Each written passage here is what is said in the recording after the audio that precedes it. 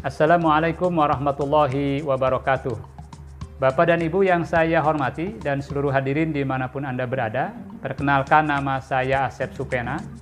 Saya adalah dosen di program studi pendidikan khusus Fakultas Ilmu Pendidikan Universitas Negeri Jakarta.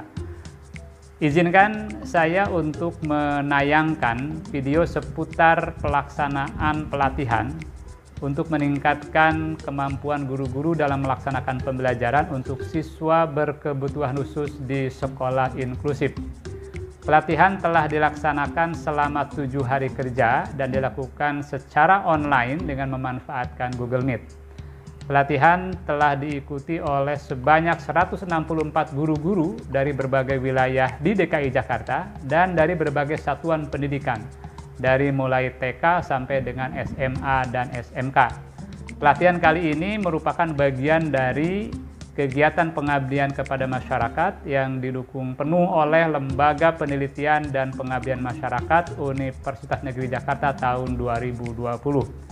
Kegiatan pelatihan telah dibuka secara resmi oleh Ketua LPPM UNJ, yaitu Bapak Dr. Ucu Cahyana Magister Sains, dan juga didampingi oleh Bapak Dr. Sarkadi Magister Sains sebagai Kepala Pusat KKN. Selamat menyaksikan, semoga bermanfaat.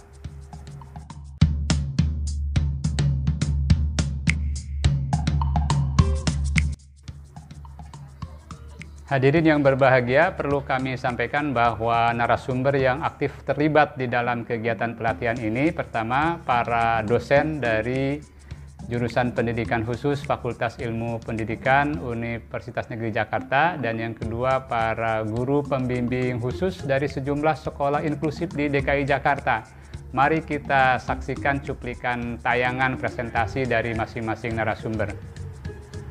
Judulnya anak berkebutuhan pendidikan khusus, student with special educational needs. Jadi terminologi yang dipakai di dalam dunia literatur, di dunia internasional adalah student with special educational need, siswa berkebutuhan pendidikan khusus.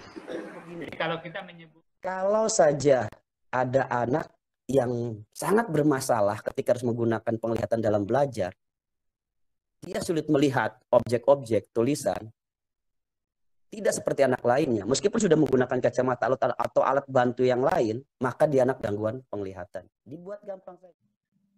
Nah, ini klasifikasi berdasarkan saat terjadinya, ya. Ada yang mengkategorikan ketunarunguan bawaan dan ketunarunguan setelah lahir. Bawaan itu berarti dengan kita itu adalah sebutan tunagrahita. Sedangkan dari bahasa asingnya, kalau Bapak dan Ibu baca, ada istilah moron, oligophrenia, mental deficiency, mental retarded, mentally handicapped, intellectual disabilitas. Nah, ini menggambarkan anak-anak yang hambatan intelektual. Apa kelebihannya? Ini yang namanya pertama menstimulasi diri. Menstimulasi diri itu dia banyak melakukan sebuah gerakan-gerakan, sebuah kegiatan-kegiatan, aktivitas yang memang selalu dilakukan. Jadi dia mengartikan gifted and talented itu adalah anak yang diidentifikasi oleh seorang yang berkualifikasi profesional, memiliki kemampuan luar biasa, dan mampu berprestasi tinggi. Anak-anak ini membutuhkan program pendidikan yang terdiferensiasi, yang berbeda, dan atau pelayanan di luar jangkauan program sekolah reguler agar dapat merealisasikan kontribusinya baik untuk dirinya sendiri maupun untuk orang lain, untuk masyarakat. Gitu. Jadi tugasnya itu ada yang daftar yang jelas gitu. Nah, yang berikutnya juga PR itu jangan hari ini PR, besok PR, besoknya lagi PR. Jadi dia akan bingung gitu. Yang mana PR-nya? Oke, ekstrakurikuler di dalamnya bisa melibatkan anak berkebutuhan khusus. Di sini ada anak tunarungu 2 yang menari, bisa. Lalu ada tunagrahita yang ikut. Terlalu panjang. Jadi kita memodifikasi alat evaluasinya untuk anak-anak dengan masalah yang hambatan kecerdasan. Nah, untuk hambatan yang anak kan bilangan 1 sampai 20. Ini yang merah-merah untuk anak berkebutuhan khusus ya, Bapak Ibu. Yang hitam itu anak umum di kelas Bapak Ibu yang kebanyakan bisa lebih dari anak berkebutuhan khusus.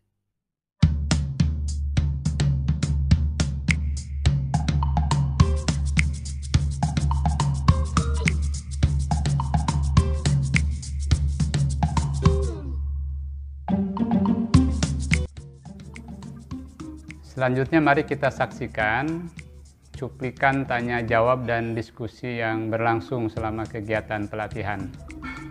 Sebetulnya anak ini tidak tahu huruf, jadi dia hanya tahu huruf A saja.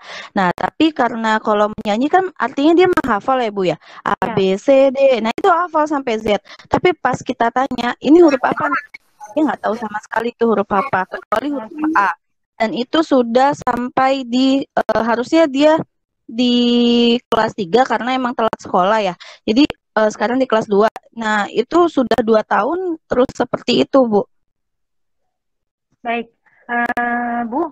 Jadi memang gini, kalau anak yang belajar dengan menghafal atau berbeda dengan anak yang dengan konsep. Makanya kenapa anak harus belajar konsep dulu dibandingkan dia harus menghafal gitu. Karena memang kalau dengan menghafal kecenderungannya anak-anak zaman sekarang dengan lagu dia akan mudah menghafal. Tapi ketika ditanya tanpa lagu terus kemudian ditanyakan bentuk hurufnya, itu dia jadi masalah. Nah, makanya kenapa Bu Lucy harus melatih dia untuk konseptualnya, Bu. Demikianlah pemirsa, dimanapun Anda berada, kegiatan pengabdian masyarakat yang telah kami lakukan. Jadi perlu saya sampaikan kembali bahwa kegiatan pengabdian masyarakat Universitas Negeri Jakarta di tahun 2020 ini kami laksanakan dalam bentuk virtual, yaitu belajar jarak jauh yang telah diikuti oleh 164 guru-guru dan dilaksanakan selama 7 hari, yaitu pada tanggal 3, pada tanggal 5, 8, 10, 12, 15, dan 17 di bulan Juni tahun 2020.